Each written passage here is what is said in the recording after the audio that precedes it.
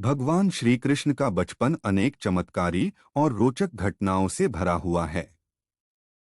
उनके जीवन के बाल्यकाल की कहानियां हमें प्रेम, भक्ति और दुष्टों के नाश का संदेश देती हैं। यहाँ श्री कृष्ण के बचपन की कुछ प्रसिद्ध कहानियां प्रस्तुत हैं। भगवान श्री कृष्ण का जन्म मथुरा के कारागार में हुआ था। उनके मामा कंस ने भविष्यवाणी सुनकर कि देवकी का 8वां पुत्र उसे मारेगा, अपने बहन भनोई को कारागार में डाल दिया।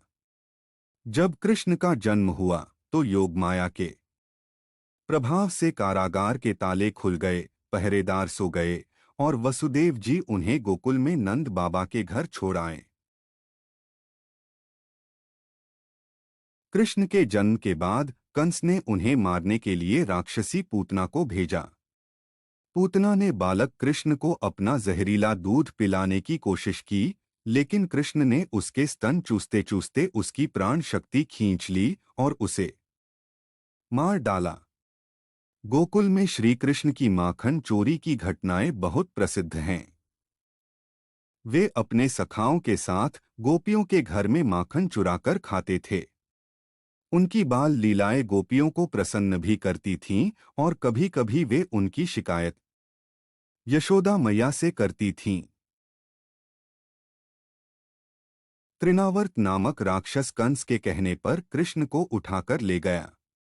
वह भयंकर तूफान का रूप लेकर गोकुल में आया, लेकिन बालक कृष्ण ने उसकी गर्दन पकड़कर उसका प्राणांत कर दिया। यमुना नदी में कालिया नामक विषैले नाग का वास था, जिसकी वजह से नदी का पानी जहरीला हो गया था।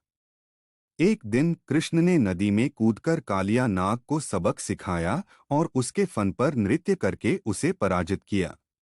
कृष्ण ने गोवर्धन पर्वत को अपनी छोटी उंगली पर उठाकर गोकुलवासियों को इंद्र के प्रकोप से बचाया। इंद्र ने गोकुल पर भयंकर बारिश की थी, लेकिन श्री कृष्ण ने 7 दिनों तक पर्वत उठाकर सबकी रक्षा की। श्री कृष्ण ने अपने बचपन में कई राक्षसों का वध किया। बकासुर, अघासुर और अन्य दैत्यों का नाश करके उन्होंने अपने भक्तों की रक्षा की।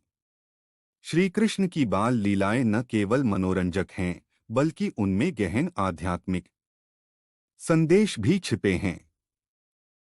उनका प्रत्येक कार्य यह सिखाता है कि सत्य और धर्म की हमेशा विजय होती है।